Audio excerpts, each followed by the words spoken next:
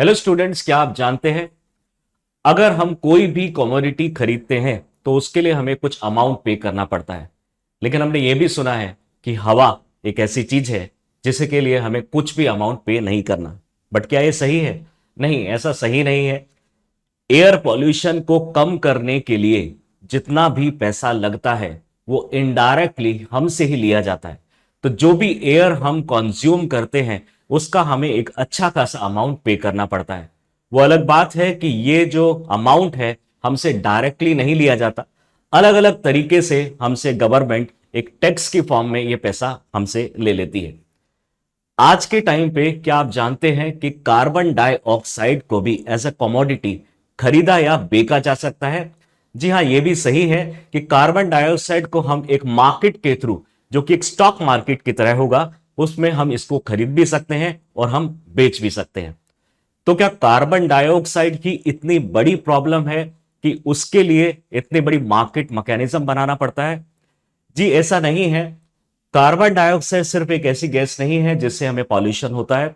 इसकी तरह बहुत सारी और भी गैसेस हैं जिससे पॉल्यूशन होता है। लेकिन हमारी जो यूनिट है जिसमें हम इस पूरे पॉल्यूशन को मेजर करते हैं वो यूनिट कार्बन डाइऑक्साइड है।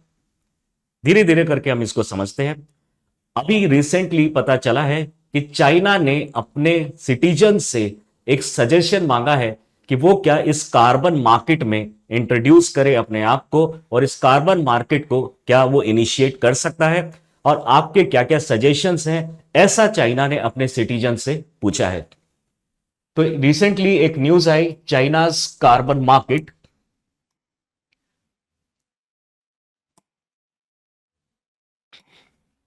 China's carbon market and how does it work?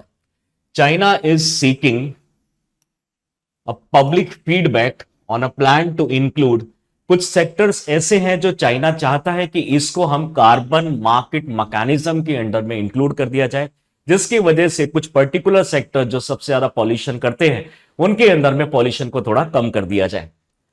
Mainly इसमें इंक्लूडेड है सीमेंट सेक्टर, स्टील सेक्टर। आप जानते हैं स्टील जो होता है एक बेसिक इंडस्ट्री होती है। ये एक ऐसी इंडस्ट्री होती है जो आगे इंडस्ट्रीज के लिए एक रॉ मटेरियल प्रिपेयर करती है। तो मैन्युफैक्चरिंग सेक्टर के लिए स्टील और किसी भी तरह के मेटल्स, मेनली स्टील और आयरन, ये सबसे ज्यादा जरूरत होता है। तो इनसे सबसे ज्यादा पॉल्यूशन भी एमिट होता है। एल्यूमिनियम, इस तरह की जो सेक्टर्स हैं उसको ये carbon production in its carbon emission trading scheme में इंक्लूड करना चाहता है by the end of this year. In a move it hope will boost market liquidity. Okay, इस चीज को हम धीरे धीरे समझते हैं।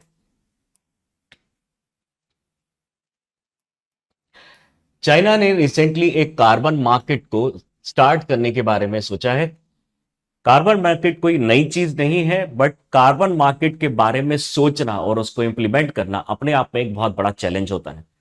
अगर हम इंडिया की ही अगर बात करें तो इंडिया में जो हमारी कार्बन मार्केट चलती है, जिसका मेन नाम है बीएसई ग्रीन एक्स, जिसको बनाया था आईआईएम अहमदाबाद और बॉम्बे स्टॉक एक्सचेंज ने। इन दोनों एक्सचेंज ने हमारी एक लोकल कार्बन मार्केट को जनरेट किया। और उस कार्बन मार्केट का अगर हम टोटल अचीवमेंट की बात करें तो $100 बिलियन से ज्यादा उसका वैल्यू रहेगा। अगर हम पूरा पॉल्यूशन जो कि इंडिया में जितना भी पॉल्यूशन होता है उसको कम करने की कोशिश करें तो आप क्या जानते हैं कि कितना अमाउंट लगेगा इस पॉल्यूशन को एक लेवल तक लाने में? इसका अमाउंट है नियर अबाउट $2.5 ट्रिलियन। और वहीं पे हमारी जो खुद की इकोनॉमी है लगभग $3.5 ट्रिलियन से $4 ट्रिलियन के बीच में जा सकती है बाय 2025 एंड। तो क्या आपको लगता है $2.5 ट्रिलियन का टारगेट को अचीव करना इतना आसान होगा? इसके लिए हमें अपनी जीडीपी को, अपनी इकोनॉमी को हमें जस्ट डबल करना होगा, तब हम थोड़ा अच्छे टारगेट पे पहुंच सकते हैं। ऐसे ही पैसा जनरेट करने के लिए अलग अलग मैकेनिज्म को जनरेट किया गया है।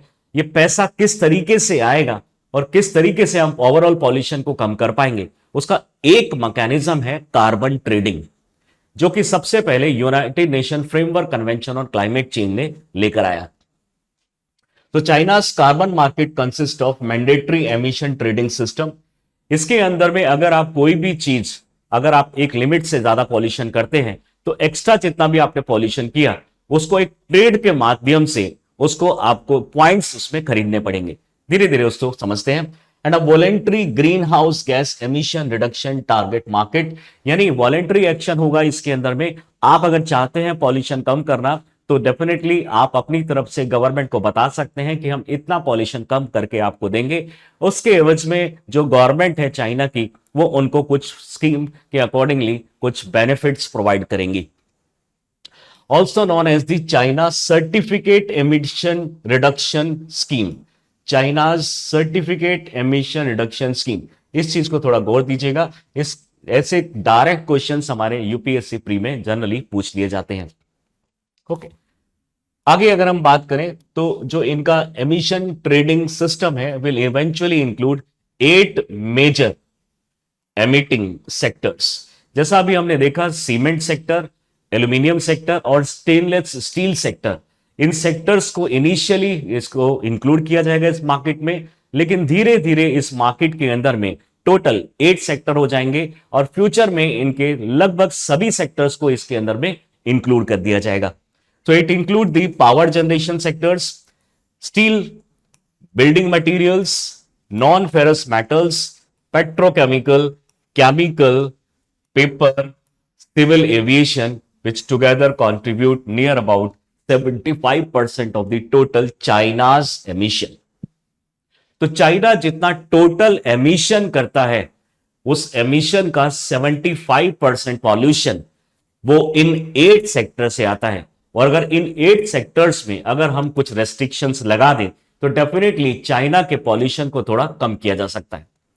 अगर आप जानते हैं तो पूरे वर्ल्ड में जो सबसे ज्यादा पॉल्यूशन करने वाली कंट्रीज हैं उसमें चाइना सबसे ऊपर है, उसके बाद है इंडिया, एक्सट्रीमली सॉरी, उसके बाद है यूएसए, थर्ड नंबर पे आता है इंडिया,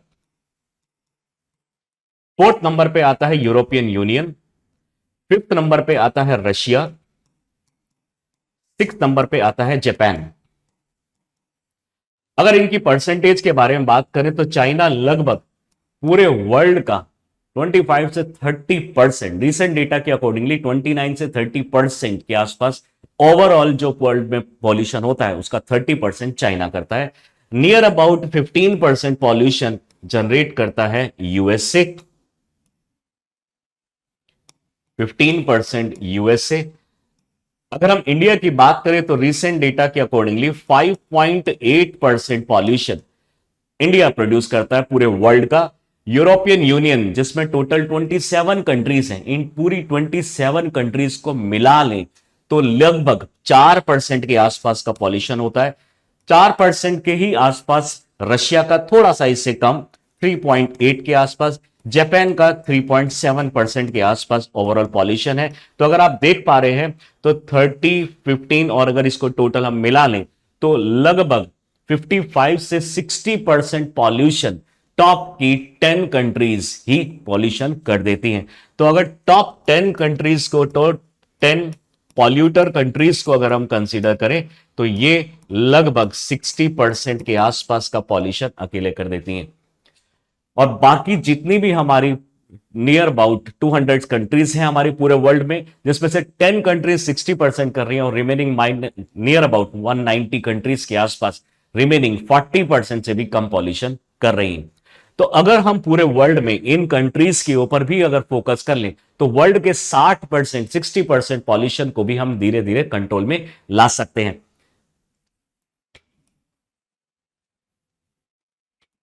इस प्रोग्राम के अंडर में एक कार्बन क्रेडिट मार्केट जनरेट की जा रही है चाइना के अंदर में, जो कि पहले से ही इंप्लीमेंटेड है, बट चाइना इस बार इस अपनी कंट्री में इसको इंप्लीमेंट करने जा रहा है। Begin in the first decade of the 2000 after the Kyoto protocol set up under the UNFCCC entered into force.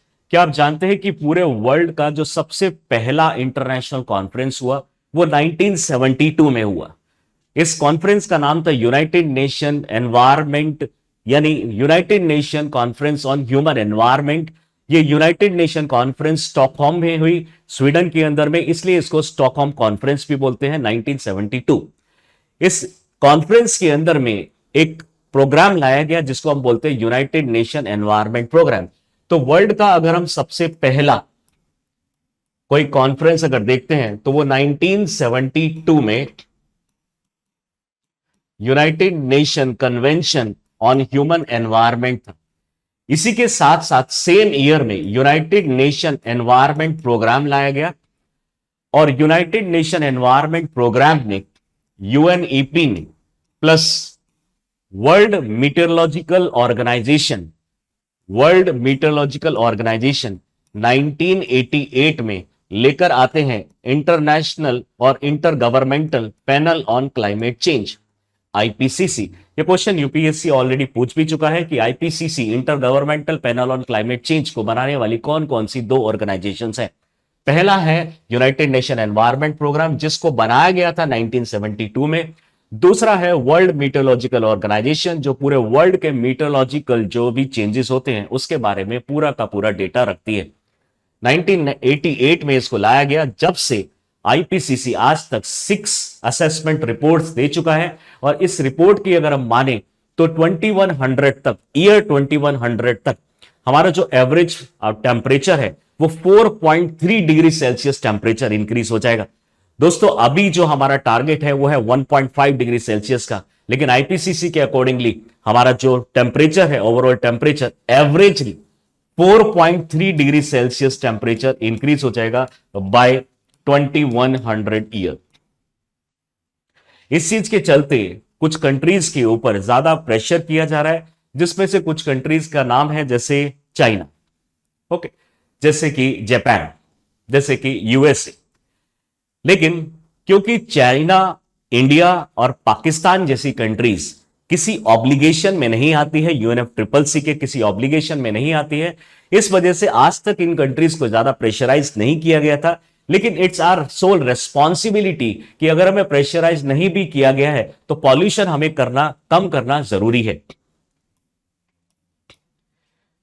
अगर हम इसके बाद बात करें तो 1972 में जो ये दोनों एग्रीमेंट्स हुए, यूनाइटेड नेशन एनवायरनमेंट प्रोग्राम ये लाया गया, United nation conference on human environment आया, 1988 के अंदर में आईपीसीसी को बनाया जाता है और फिर 1992 के अंदर में एक वर्ल्ड का सबसे बड़ा एनवायरमेंट, डेडिकेटेडली एनवायरमेंट के ऊपर एक प्रॉपरली एक एग्रीमेंट होता है जिसको हम बोलते हैं रियो डी जेनेरियो, रियो डेक्लरेशन, जो कि हुआ ब्राजील में। 1992 के इस रियो डी जेनेरियो या फिर अर्थ समिट के अंदर में डिसाइड किया गया कि हम कुछ ऐसी ऑर्गेनाइजेशंस को लेकर आएंगे जो आगे पॉल्यूशन होने वाली जो करने वाली कंट्रीज हैं उन पे कुछ रेस्ट्रिक्शंस लगा सके। यहीं से हमारा निकल के आता है United nation framework on climate change, united nation framework on climate change, okay. और या फिर आप बोल सकते हैं कि इसी कॉन्फ्रेंस के अंडर में फिर उसके बाद से 1994 में इसको फाइनली बना दिया गया, United nation framework convention on climate change. तो United nation framework convention on climate change 1994 में आता है और 1995 से हमारा पहला मीटिंग होता है जिसको हम बोलते हैं कॉन्फ्रेंस ऑफ पार्टीज। ये कॉन्फ्रेंस ऑफ पार्टीज की पहली मीटिंग 1995 में होती है बर्लिन में, जो कि जर्मनी में। बट इस मीटिंग के अंदर में ज्यादा रिजल्ट कुछ अच्छा निकल नहीं पाया, इस वजह से दोबारा से एक मीटिंग हुआ 1996 के अंदर में, जो हुआ जिनेवा स्विट्जरलैंड के अंदर में। बट ये दोनों मीटिंग एक ट्रायल पर्पस के लिए हम बहुत अच्छा मान सकते हैं, लेकिन इसके अंदर कुछ निकल के नहीं आया। इन दोनों मीटिंग के बाद 1997 में होता है यूएनएफसीसीसी के अंडर में COP3 यानी कॉन्फ्रेंस ऑफ पार्टीज नंबर 3, जो कि होती है क्योटो के अंदर में, जिसको हम बोलते हैं क्योटो प्रोटोकॉल। क्योटो प्रोटोकॉल लाया गया 1997 के अंदर में और 1997 के बाद इसका जो टारगेट पीरियड था वो 2008 से 2012 तक डिसाइड किया गया। क्योटो प्रोटोकॉल के अंदर with in this Kyoto protocol, जो कि 1997 की UNFCCC मीटिंग से स्टार्ट हुआ। इसका जो टारगेट पीरियड स्टार्ट हुआ, यानी जब इसको काम करना, जब इसने मेनली स्टार्ट किया, वो 2008 से इसने प्रॉपर स्टार्ट किया, 2012 तक इसका टारगेट था। इस प्रोटोकॉल का मेन टारगेट था कि दुनिया भर में जितने भी ग्रीन हाउस गैसेस हैं, मेनली हम बात कर रहे हैं उन ग्रीन हाउस गैसेस की जो कि क्योटो प्रोटोकॉल में मेंशन की गई। जी हां, इसके अंदर में कुछ पर्टिकुलर गैसेस को मेंशन किया गया है। पहली गैस है कार्बन डाइऑक्साइड, दूसरी गैस है मीथेन, तीसरी गैस है nitrous oxide, then we have perfluorocarbon, then we have hydrofluorocarbon and then we have SF6 sulphur hexafluoride.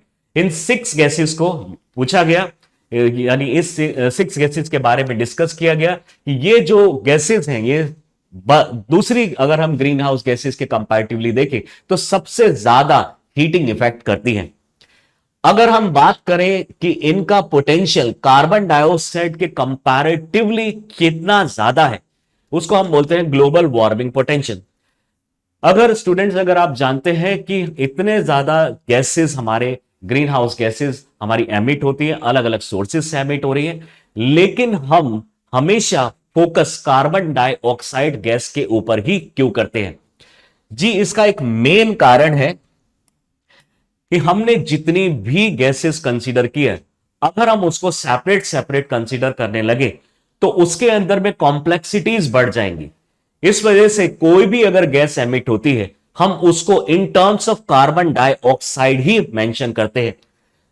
Example के तौर पे अगर हम बात करें तो हमने इसमें कार्बन डाइऑक्साइड को यूनिट 1 लेके चल लिया, यानी जितना भी कार्बन डाइऑक्साइड उसका एक पॉइंट होगा 1, जितना भी मीथेन प्रोड्यूस होगा वो कार्बन डाइऑक्साइड के कंपैरेटिवली, अगर हम 100 ईयर्स के अंदर देखें, जितना इंपैक्ट कार्बन डाइऑक्साइड का 100 ईयर में होता है, उससे 24 टाइम्स ज्यादा इंपैक्ट, हीटिंग इंपैक्ट CH4 यानी मीथेन का होता है।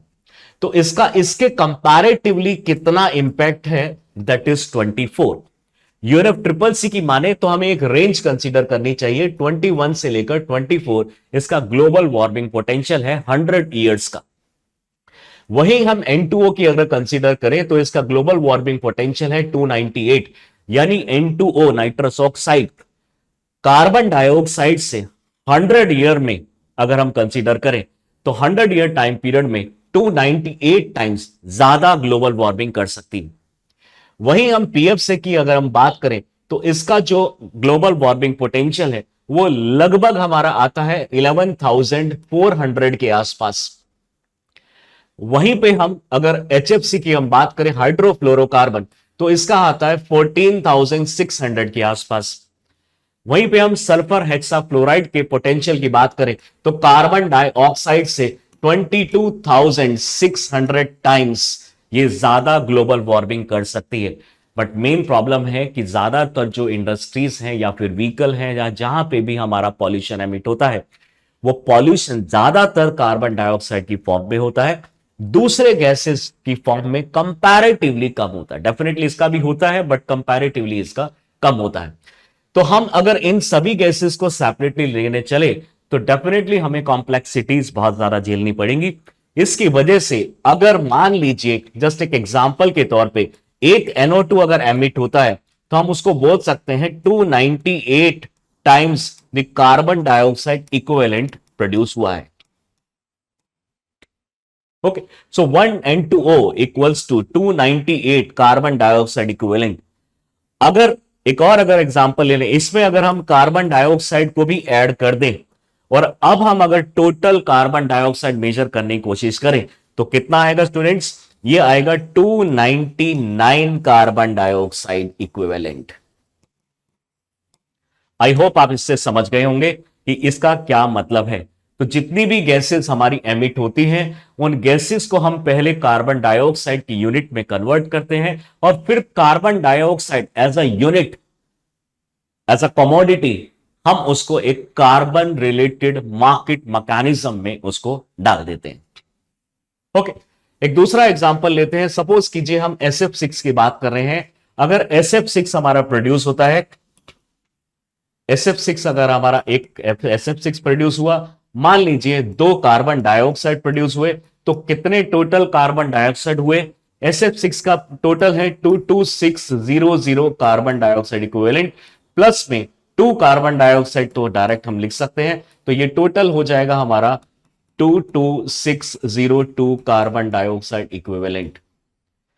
अब हमारे लिए ये इजी हो जाएगा कि हम इसको कैलकुलेट कर सकते हैं कि ये पर्टिकुलर कंट्री कितना पॉल्यूशन कर रही है, या फिर ये पर्टिकुलर सेक्टर जैसे कि transport sector, cement sector, manufacturing sector, road sector, fashion sector, textile sector, agriculture sector, ये सेक्टर कितना पॉल्यूशन एमिट करती है, इसको हम डायरेक्टली इस यूनिट में डाल के मेजर कर सकते हैं। क्योटो प्रोटोकॉल के अंदर में हमने पूरे वर्ल्ड को, क्योटो प्रोटोकॉल में मेनली UNFCCC ने पूरे वर्ल्ड को कुछ एनेक्शर्स में डिवाइड कर दिया, जिसमें से एनेक्शर फर्स्ट है, जिसमें टोटल एनेक्शर 1 के अंदर में टोटल 49 कंट्रीज हैं। ये 49 कंट्रीज वो इंडस्ट्रियलाइज्ड और हाई इकोनॉमी कंट्रीज हैं जो पूरे वर्ल्ड के कंपैरेटिवली सबसे ज्यादा इकोनॉमी रखती है। तो टॉप की 49 इंडस्ट्रियलिस्ट कंट्रीज, या फिर आप बोल सकते हैं मोस्ट डेवलप्ड कंट्रीज को इसके अंदर में रखा गया है। नेक्स्ट है हमारा एनेक्शर 2। एनेक्शर 2 के अंदर में अगर हम बात करें तो टोटल 24 कंट्रीज हैं। इन 24 कंट्रीज, ये इन 49 कंट्रीज में से ही कुछ ऐसी कंट्रीज हैं जिनको हमने कुछ स्पेशल टारगेट या फिर स्पेशल कुछ काम दिया गया है। स्पेशली काम का मतलब है यहां पे हमने कार्बन डाइऑक्साइड को रिड्यूस करने के लिए इनकी कोई रिस्पॉन्सिबिलिटी डिसाइड की गई है। दूसरा है हमारे पास एनेक्शर ए। एनेक्शर ए में 6 GHGs को मेंशन किया गया है, ग्रीन हाउस गैसेस को मेंशन किया गया है। नेक्स्ट है हमारे पास एनेक्शर बी। एनेक्शर बी में लाया गया क्योटो प्रोटोकॉल, और क्योटो प्रोटोकॉल जैसा कि मैंने पहले बताया 2008 से लेकर 2012 तक का टारगेट इसमें डिसाइड किया गया था। और क्योटो प्रोटोकॉल के अंदर में ये इंडस्ट्रीज वाली वो कंट्रीज हैं जो ट्रेडिंग करेंगी। ओके, तो annexure B countries targeted countries हैं जिनको पर्टिकुलर टारगेट दिया गया है कि आपको इतना पॉल्यूशन कम करना ही होगा, और अगर कम नहीं कर पाते हैं तो कोई प्रॉब्लम नहीं है, लेकिन दूसरी कंट्री, जिस कंट्री ने अपना पॉल्यूशन कम करके कुछ कार्बन पॉइंट्स खरीदे हैं, कुछ कार्बन पॉइंट जनरेट किए हैं, उस कंट्री से आप एक मार्केट मैकेनिज्म के थ्रू कार्बन मार्केट, जो कि एक स्टॉक मार्केट की तरह है, उससे आप डायरेक्टली खरीद सकते हैं। चाहे आप खुद पॉल्यूशन कम करें या फिर दूसरी कंट्री के अंदर पॉल्यूशन कम करा के उससे कार्बन पॉइंट खरीदे, लेकिन अल्टीमेटली आपका जो टारगेट है वो आपको अचीव होना चाहिए। उदाहरण के तौर पे मैं आपको एक छोटा सा एक एग्जांपल दे देता हूं। मान लीजिए हमने यूएसए को एक टारगेट दिया कि यूएसए टोटल 200 से ज्यादा एमिट नहीं कर सकता, 200 carbon dioxide equivalent. Okay, but इस टाइम पे यूएसए 500 अगर एमिट कर देता है। एक और कंट्री ले लेते हैं, जापान। जापान को अलाउ है कि वो 400 पॉल्यूशन कर सकता है, क्योंकि हम डेवलपमेंट के साथ भी कॉम्प्रोमाइज नहीं कर सकते।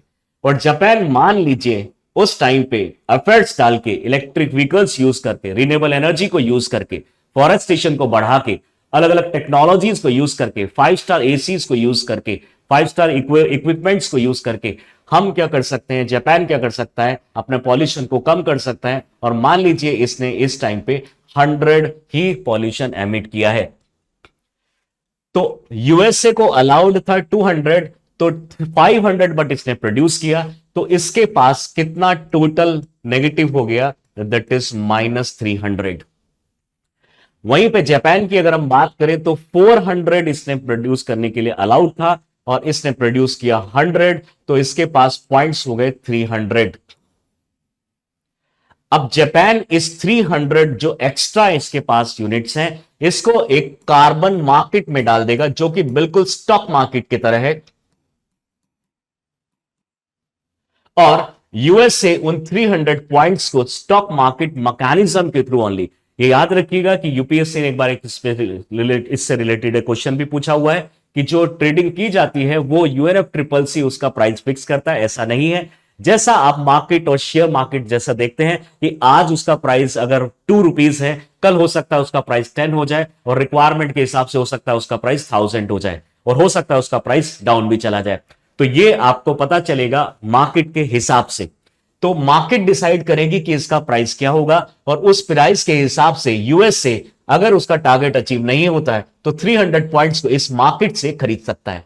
इसी मार्केट को हम बोलते हैं कार्बन क्रेडिट मार्केट या फिर emission trading market.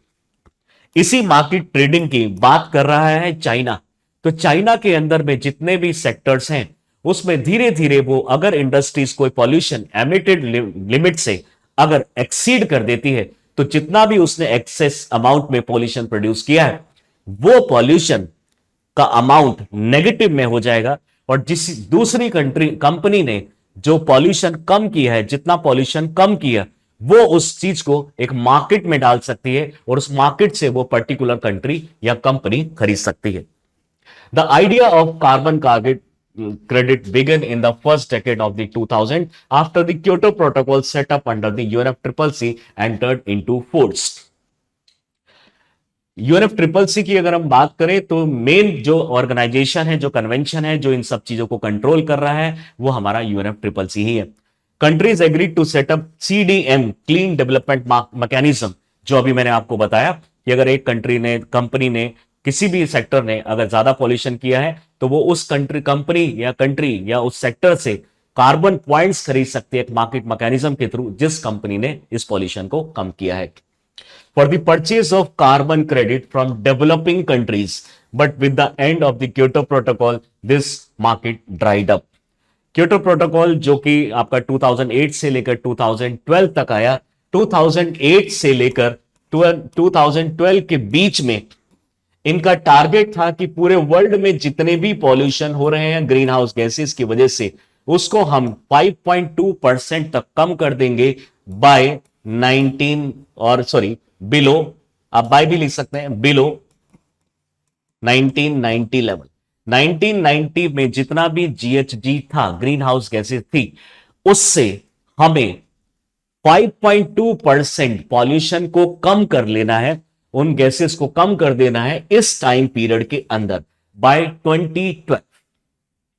But definitely इस प्रोजेक्ट में बहुत ज्यादा सक्सेस नहीं मिल पाई, लेकिन एक इनिशिएटिव था जिसके अगर हम बात माने तो इस इनिशिएटिव के थ्रू हमने बहुत ज्यादा अच्छे टारगेट अचीव भी किए हैं। बट यस, 100% टारगेट अचीव करना अभी इन कंट्रीज के लिए डेवलपमेंट के एक साथ एक तरीके से कॉम्प्रोमाइज करना होगा। इस वजह से कुछ countries without compromising with the development भी काम कर रही हैं।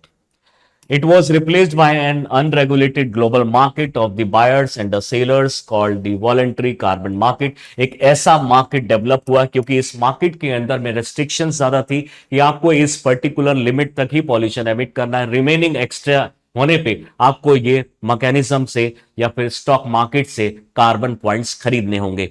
बट जब इसके अंदर में टैक्सेशन सिस्टम थोड़ा बढ़ने लगा और गवर्नमेंट इसमें ज्यादा फोर्स करने लगी तो इसके अंदर में कुछ इलीगल टाइप से भी मार्केट चलने लगी। यानी सेक्टर्स जो थे, एक सेक्टर दूसरे सेक्टर से एक अपने फिक्स्ड अमाउंट पे ये लेने लगा, ना कि मार्केट के बेस्ड पे। Okay, what is emission trading scheme? जैसा कि अभी मैंने बताया, under the scheme firm are granted a quota of pre certified emission allowance, यानी जो भी एक्स्ट्रा अमाउंट होगा, जो भी यानी प्लस में अमाउंट जाएगा, वो उस सर्टिफिकेट, मान लीजिए आपने 300 पॉइंट्स अर्न किए, आपको अलाउ किया गया था 400, आपने एमिट किया सिर्फ 100, तो आपके पॉइंट्स हो गए +300। इस 300 पॉइंट्स को आपको नोट कराना पड़ेगा UNFCCC के अंदर में, उनको इन्फॉर्म करना पड़ेगा कि हमारे पास अभी +300 पॉइंट्स हैं। UNFCCC उस 300 के लिए आपको एक सर्टिफिकेट एमिशन अलाउंस एक प्रोवाइड करेगा, और जिससे आप उसको एक कार्बन मार्केट में डाल सकते हैं और उसके बाद उस कार्बन मार्केट को सेल भी कर सकते हैं। If actual emission exceed a company quota during a given compliance period, it must buy buy कहां से करना है, इसको याद रखना है आपको, कार्बन मैकेनिज्म मार्केट से या कार्बन ट्रेडिंग मार्केट से। More allowance from the market to cover the gap, तो जितना भी आपका गैप है आप उसको खरीद सकते हैं। If it's emission are lower, it can sell its surplus certificate emission allowances। Clear है? ओके। अगर हम इस मैकेनिज्म को थोड़ा और अच्छी तरीके से समझना चाहें, सपोज कीजिए ये एक ऐसी कंपनी है और एक ऐसी आपकी इंडस्ट्री है जिसने अपने पॉल्यूशन को कम किया है। ये एक ऐसी इंडस्ट्री है जिसने अपने पॉल्यूशन को लिमिट से, जितना अलाउड था उससे ज्यादा एमिट कर दिया है। तो डेफिनेटली जितना अमाउंट इसने एक्सीड किया है, मान लीजिए इसके पास अभी ये है -50 पॉइंट्स और इनके पास है 100 पॉइंट्स प्लस 100 पॉइंट्स, तो 100 पॉइंट को एक कार्बन मार्केट में डाल दिया जाएगा और उसमें से 50 पॉइंट ये कंपनी इसको खरीद सकती है। डेफिनेटली कोई कंपनी नहीं चाहेगी कि उसको कार्बन क्रेडिट लास्ट में खरीदना पड़े। इस वजह से ये कंपनी खुद ट्राई करेगी कि हमारा पॉल्यूशन कम हो जाए। तो इससे क्या फायदा होगा कि, लेकिन अगर कुछ कंपनीज ऐसी हैं जिनको चाहिए कि अभी हम स्टार्टिंग में बहुत ज्यादा प्रॉफिट हमें कमाना है, या फिर जो चाहती हैं कि हमारे जो एम्प्लॉयज हैं या फिर उनको सैलरी को बढ़ाना है, या फिर अगर कोई कंपनी अपनी ग्रोथ चाहती है जिसके लिए पॉल्यूशन ज्यादा एमिट करना पड़ेगा, तो उन कंपनीज के लिए भी ये फायदा होगा कि वो without compromising with their development emission को बढ़ा सकते हैं और जितना भी एमिशन उन्होंने बढ़ाया है वो इस मार्केट से सीधा खरीद सकते हैं ओवरऑल। लेकिन इसमें पॉल्यूशन क्या होगा? कम, क्योंकि आपने अगर पॉल्यूशन बढ़ाया है तो किसी दूसरी कंपनी ने उतना ही पॉल्यूशन कम भी किया होगा। दोस्तों, जब ये मैकेनिज्म लाया गया था 1997 के बाद में, उस टाइम पे इस मैकेनिज्म के फेवर में बहुत सारी कंट्रीज नहीं थी, क्योंकि उनको ऐसा लगता था कि ये जो ट्रेडिंग हम कर रहे हैं इससे हमारा कहीं ना कहीं हमारी डेवलपमेंट कॉम्प्रोमाइज होगा। इसी मैकेनिज्म को लाने के लिए यूएसए को स्पेशली अट्रैक्ट करने के लिए ये फ्लेक्सिबल मैकेनिज्म को लाया गया था। ये फ्लेक्सिबल मैकेनिज्म में जनरली 3 मैकेनिज्म होते हैं। एक एमिशन ट्रेडिंग मैकेनिज्म होता है, दूसरा होता है जॉइंट इंप्लीमेंटेशन और एक होता है क्लीन डेवलपमेंट मैकेनिज्म, जिसके बारे में हम अभी बात कर रहे हैं।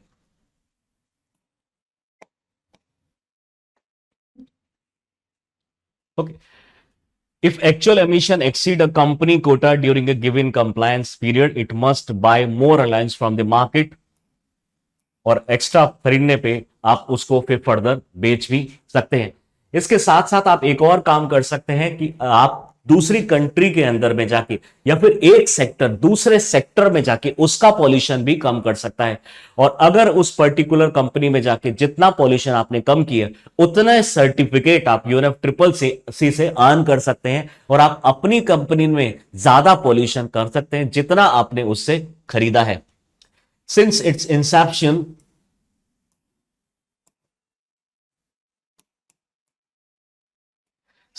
inception, it has become the world's largest emission trading platform, covering about 5.1 billion ton of carbon dioxide, equivalent around 40% of China's total। अगर हम चाइना की अगर हम बात करें तो लगभग China approximately 6.5 billion tons 6.5 billion ton on an average हर साल प्रोड्यूस कर लेता है। Sorry, extremely sorry, this is near about 15%।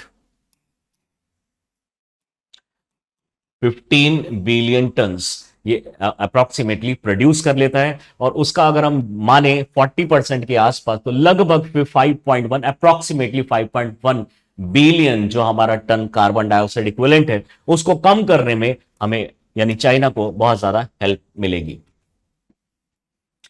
In India the centre is planning to set up India carbon market by establishing a national framework that will help in decarbonising the domestic economy. अगर हम India के status की बात करें, India में already जैसे मैंने बताया बीएससी सेंसेक्स की तरह ही बीएससी ग्रीन एक्स नाम की एक स्कीम भी है इंडियन गवर्नमेंट की, जिसके अंदर में आईआईएम अहमदाबाद और बॉम्बे स्टॉक एक्सचेंज ने एक स्टॉक एक्सचेंज बनाया है। बट उसके अंदर अभी कुछ लिमिटेड कंपनीज हैं। इंडिया चाहता है कि इसी चाइना की तरह और पूरे वर्ल्ड में जो दूसरी कंट्रीज जिस मैकेनिज्म को फॉलो कर रही हैं कुछ वैसे ही मैकेनिज्म को इंडिया में भी प्रॉपर बड़े लेवल पे लॉन्च किया जाए। The draft framework for the Indian carbon credit scheme to 2023 was recently notified by the union government. इसको एक बड़े स्केल पे लाने के लिए 2023 में एक कार्बन क्रेडिट स्कीम के अंडर में एक फ्रेमवर्क भी ड्राफ्ट किया गया है। The Bureau of Energy Efficiency function under the Ministry of Power has been tasked to develop the carbon trading scheme in tandem with the Ministry of Environment, Forest and Climate Change. Bureau of energy efficiency specially 2003 electricity act के बाद में ये बहुत ज्यादा active हो गया है और ब्यूरो ऑफ एनर्जी एफिशिएंसी जो कि मिनिस्ट्री ऑफ पावर के अंडर में काम करता है हैज बीन टास्क्ड टू, इसको ये मेनली ये काम दिया गया है कि इस पर्टिकुलर ट्रेडिंग मैकेनिज्म को किस तरीके से इंप्लीमेंट किया जाएगा उसके बारे में सोचे और उसके बारे में कुछ प्लान बनाए। इंडिया की अगर हम फर्दर मार्केट की बात करें तो Indian carbon market will have the following benefit. Definitely, it will help India lower the emission intensity, GDP emission intensity by 45% compared to the 2005 level. इसका मतलब यह है कि 2005 में जितना भी हमारा पॉल्यूशन से जनरेटेड जीडीपी है, आप जानते हैं कि जो हमारी जीडीपी है वो गुड्स एंड सर्विसेज और इन सब चीजों से जनरेट होती है। तो जो हमारी मेनली जो जीडीपी है उसकी अगर हम बात करें, जो ग्रोस डोमेस्टिक प्रोडक्ट है उसकी अगर हम बात करें तो वो बहुत सारे सेक्टर्स से जनरेट हो सकता है। कुछ ऐसे सेक्टर्स होंगे जिससे पॉल्यूशन एमिट होता है, उससे जीडीपी जनरेट हुआ, और कुछ ऐसे सेक्टर्स होंगे जिससे जीडीपी जनरेट हुआ लेकिन एमिशन ज्यादा नहीं हुआ, यानी पॉल्यूशन ज्यादा नहीं हुआ। तो हम उस पर्टिकुलर जीडीपी के पार्ट की बात कर रहे हैं जो कि पॉल्यूशन से जनरेट हुआ है, उसका 45% तक डाउन ले आएंगे हम 2030 तक। इसको हम बोलते हैं जीडीपी एमिशन इंटेंसिटी या फिर emission intensity of its GDP, यानी पॉल्यूशन से जनरेटेड जितनी भी जीडीपी है उस जीडीपी का 45%, यानी जितना पॉल्यूशन उस जीडीपी से हुआ था उस पॉल्यूशन का 45% हम कम करेंगे बाय 2030। इसी इंडियन कार्बन जो मार्केट है would help in decarbonising the commercial and industrial segment in line with the India net zero target by 2070। India ने, आपको पता ही है, हमारे प्राइम मिनिस्टर ने पंचामृत का कॉन्सेप्ट दिया था। हमारी Indian government, ministry of environment, forest and climate change, united nation framework convention and climate change, इन सब के साथ में मिलकर एक नेट जीरो टारगेट हमने डिसाइड किया जिसको हम बोलते हैं intended nationally determined contribution, INDC. ये आईएनडीसी 2015 पेरिस एग्रीमेंट में भी लाया गया था, लेकिन इस बार आईएनडीसी को और ज्यादा इंप्रूव कर दिया गया है। उस पंचामृत के अंदर में 5 टारगेट्स हैं जिसमें से एक टारगेट है net zero target. Net zero का टारगेट का मतलब बिल्कुल भी ऐसा नहीं है कि हम पॉल्यूशन बिल्कुल भी एमिट नहीं करेंगे, क्योंकि ये पॉसिबल नहीं है। किसी भी जीडीपी को इंप्रूव करने के लिए थोड़ा पॉल्यूशन एमिट होगा, बट मेन पर्पस है इसके पीछे, और नेट जीरो का मेन मतलब है कि जितना भी एमिशन होगा उस सभी पॉल्यूशन को हम उसी कंट्री के अंदर यानी विद इन इंडिया हम उसको एब्जॉर्ब भी कर लेंगे। तो जितना पॉल्यूशन एमिट होगा उतने ही पॉल्यूशन को हम एब्जॉर्ब भी कर लेंगे by 2070। It will give a fillip to energy transition due to its greater scope for covering the country's potential energy segment.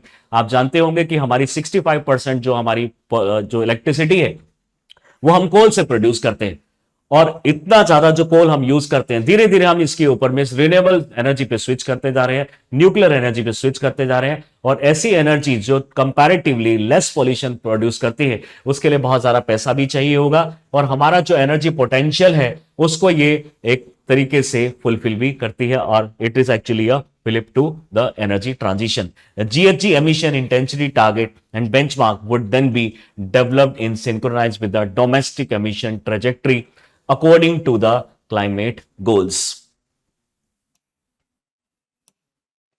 Okay, अगर हम डोमेस्टिक की बात करें तो वो हमारे इसके साथ सिंक्रोनाइज्ड हो जाएगा। तो जो हमारे इंडिया के जो टारगेट्स हैं वो पर्टिकुलर सेक्टर वाइज भी हमारे सिंक्रोनाइज अगर हो गए तो डेफिनेटली हम इस टारगेट को इजीली अचीव कर पाएंगे। इस मार्केट मैकेनिज्म से क्या फायदा होगा? डेफिनेटली फाइनेंशियल इंसेंटिव्स मिलेंगे कंट्रीज को, कंपनीज को और उस पर्टिकुलर सेक्टर्स को। जो सेक्टर हमारा एमिशन कम करेगी उसको ज्यादा फायदा होगा, क्योंकि वो अपने पॉइंट्स को मार्केट मैकेनिज्म में डाल के पैसा भी अर्न कर सकती है। Emission limit and trading permit encourage emission reduction and penalize penalize excessive emission. Next है कॉस्ट इफेक्टिव रिडक्शंस। अब हर कंट्री या हर कंपनी या हर सेक्टर चाहेगा कि उसका पॉल्यूशन भी कम हो, प्लस में ऐसे मैकेनिज्म को यूज किया जाए जिसमें उसके पैसे भी उसमें ज्यादा ना लगे। डेफिनेटली और ज्यादा रिसर्च होंगी, अलग अलग से अच्छे अच्छे इलेक्ट्रिक व्हीकल्स आएंगे, अच्छे अच्छे हमारे इलेक्ट्रिक अप्लायंसेस आएंगे, हमारे ऐसे अप्लायंसेस जो इलेक्ट्रिसिटी कम कंज्यूम करते हैं। पहले हम कैंडलेसेंट बल्ब यूज करते थे, फिर हम फ्लोरोसेंट बल्ब यूज करने लगे, उसके बाद फिर हम सीएफएल बल्ब यूज करने लगे, फिर हम सीएफएल के बाद एलईडी बल्ब यूज करने लगे, और एलईडी हमारा कैंडलेसेंट बल्ब से लगभग 10 टाइम्स कम इलेक्ट्रिसिटी कंज्यूम करता है। नेक्स्ट है बिजनेस फ्लेक्सिबिलिटी, यानी इसके अंदर में अब छोटी छोटी कंपनीज भी इसके अंदर में आके एक ट्रेड कर सकती हैं, और ट्रेड करने के लिए हमारा पॉल्यूशन भी कम करना जरूरी है। Firm can choose various methods to reduce emission from clean tech investment to buying carbon credits. Next is clean technology promotion. जितनी भी हमारी क्लीन टेक्नोलॉजीज आएंगी, जैसे कि एग्जांपल दिया मैंने, इलेक्ट्रिक व्हीकल्स हैं या फिर हमारे जो इलेक्ट्रिक अप्लायंसेस हैं, जितने ज्यादा ये आएंगे उतना ही ज्यादा हमारा जॉब्स भी जनरेट होगा। इस तरह के अप्लायंसेस जनरेट किया जाएगा, मैन्युफैक्चरिंग सेक्टर बूस्टअप होगा और हमारा एम्प्लॉयमेंट भी बढ़ेगा। Stimulating innovation and adoption of cleaner technology to cut compliance cost. तो ओवरऑल जो हमारा कॉस्ट आएगा वो धीरे धीरे कम होता चला जाएगा। नेक्स्ट बेनिफिट की अगर हम बात करें तो सपोर्ट फॉर सस्टेनेबिलिटी। डेफिनेटली जितना हम रिन्यूएबल एनर्जी पे स्विच करेंगे उतना ही ज्यादा हमारे लिए बेटर है, क्योंकि सस्टेनेबल हमें होना जरूरी है। हमारा सस्टेनेबल डेवलपमेंट गोल भी हमें यही बताता है कि जितना ज्यादा हम सस्टेनेबल होंगे उतनी ही हमारी लाइफ हेल्दी होगी और उतना ही ज्यादा प्रॉस्पेरिटी फैलेगी। तो fund sustainable projects like renewable energy, reforestation through carbon credit sales. हम जितने ज्यादा फॉरेस्ट बनाएंगे, ब्राजील की अगर हम बात करें, अमेजॉन फॉरेस्ट की बात करें, मध्य प्रदेश में जो हमारी फॉरेस्ट है उसकी अगर हम बात करें, तो दुनिया में जितने भी बड़े बड़े फॉरेस्ट है, कैमरून, कॉन्गो, ओके, ये जितने भी फॉरेस्ट हैं, ये एक कॉन्फ्रेंस के थ्रू, जिसको बोलते हैं रेड, इस रेड कॉन्फ्रेंस के थ्रू ये अपने एक्स्ट्रा जो फॉरेस्ट है, जो भी हमारे कार्बन डाइऑक्साइड को एमिट जो होता है उसको एब्जॉर्ब करते हैं, उन फॉरेस्ट के कार्बन डाइऑक्साइड को अपने कार्बन डाइऑक्साइड जितना भी इन्होंने एब्जॉर्ब किया है उसके लिए वो पैसा भी डिमांड कर सकते हैं। जी हाँ, ये जो कंपनीज हैं और ये जो कंट्रीज हैं जो पॉल्यूशन कम करती हैं, चाहे वो फॉरेस्ट से हो, चाहे वो कोई टेक्नोलॉजी इंप्लीमेंट करके हो, चाहे वो मेट्रो ट्रेन से हो, तो ये भी एक कार्बन क्रेडिट जनरेट करती हैं जिसको बेच के काफी ज्यादा पैसा कमाया जा सकता है।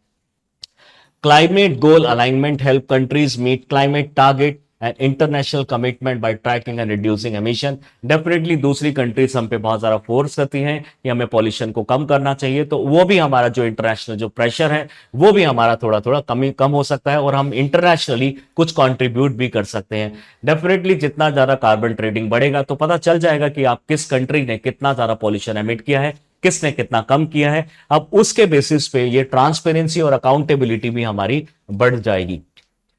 नेक्स्ट है revenue generation. Revenue generation, government and companies can earn from permit, auction and carbon credit sales, funding sustainability and initiative. Definitely revenue generation, government के एक्सचेकर में भी ज्यादा टैक्स कलेक्शन हो सकता है। जितने ज्यादा मैन्युफैक्चरिंग होगा ऐसे अप्लायंसेस का, रिन्यूएबल एनर्जी का, उतना ज्यादा गवर्नमेंट के एक्सचेकर में भी पैसा जाएगा।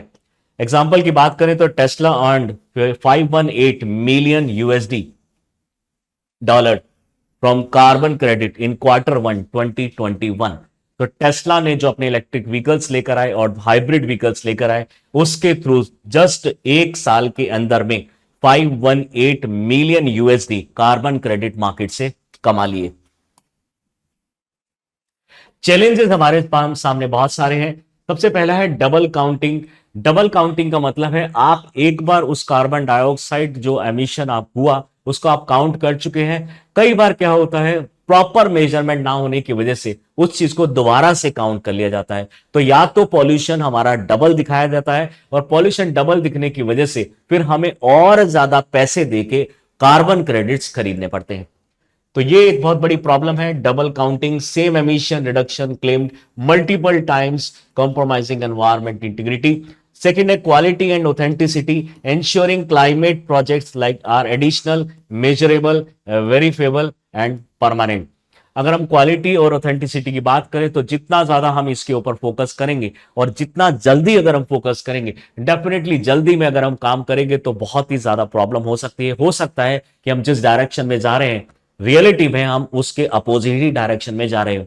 यानी हम पॉल्यूशन कम करने के लिए इस तरह के अप्लायंसेस को बना रहे हैं, इस तरह के हम फॉरेस्टेशन कर रहे हैं, लेकिन हो सकता है कि उसका एक नेगेटिव इंपैक्ट पड़ जाए कि जितना ज्यादा फॉरेस्टेशन हो उससे हो सकता है कि उससे कुछ दूसरे कोई प्रॉब्लम्स जनरेट हो जाए, जैसे कि हमारा हो गया मिनरल्स से रिलेटेड कुछ प्रॉब्लम्स सामने आई हैं। ऐसे जब भी फॉरेस्टेशन किया जाता है और अगर वहीं पे कोई मिनरल्स भी प्रेजेंट है तो वो मिनरल्स फॉरेस्ट को और ज्यादा खराब कर रहे हैं। जैसे कि मेनली हम बात कर रहे हैं फॉरेस्ट, जो ऐसे फॉरेस्ट हैं जो कि कोल या किसी ऑयल वाली इंडस्ट्री या फिर ऑयल के मिनरल्स के आसपास हैं, वो हमारे फॉरेस्ट को भी डिग्रेड कर देते हैं कई बार। तो कहने का मतलब है कि हम ऐसा ना हो कि हम जो अच्छे करने की कोशिश कर रहे हैं रिन्यूएबल एनर्जी और इन सबको इंप्लीमेंट करने की कोशिश कर रहे हैं वो कुछ नेगेटिव में चला जाए, तो क्वालिटी और ऑथेंटिसिटी के साथ में कई बार कॉम्प्रोमाइज हो सकता है। जो हम वेरीफेबल और परमानेंट जो भी नेचर हो सकता है उसका, और हम हो सकता है कि हम पूरी ही गलत डायरेक्शन में पहुंच जाए। पुअर मार्केट ट्रांसपेरेंसी हो सकती है, यानी जो कार्बन ट्रेडिंग अगर हम बड़े लेवल पे लेकर आएंगे तो अगर उसके ऊपर प्रॉपर रूल्स एंड रेगुलेशंस नहीं इंप्लीमेंट किए गए तो हो सकता है शेल कंपनीज बना के भी कुछ पर्टिकुलर कंपनीज इस तरीके से कार्बन ट्रेडिंग करना स्टार्ट कर दे। Green washing, using carbon credit to falsely appear environmentally responsible without real emission cuts, term आते दे दिस। ओके, ये ग्रीन वॉशिंग के भी हो सकता है। ग्रीन वॉशिंग का मतलब है जो कार्बन क्रेडिट है वो एक तरीके से आप बात कर सकते हैं कि जो कार्बन क्रेडिट है गलत तरीके से उसको प्रोजेक्ट किया जा रहा है। यानी अगर आप एमिट नहीं भी कर रहे हैं तब भी वो जो कार्बन क्रेडिट है आपके ऊपर में लगाया जा रहा है नेगेटिव में, और आप उसके अंदर में फिर फोर्सफुली पॉइंट्स खरीदवाए जाते हैं कि आपको ये पॉइंट्स खरीदने पड़ेंगे। Regulatory uncertainty, unclear or unstable policies create risk for market participant and investor।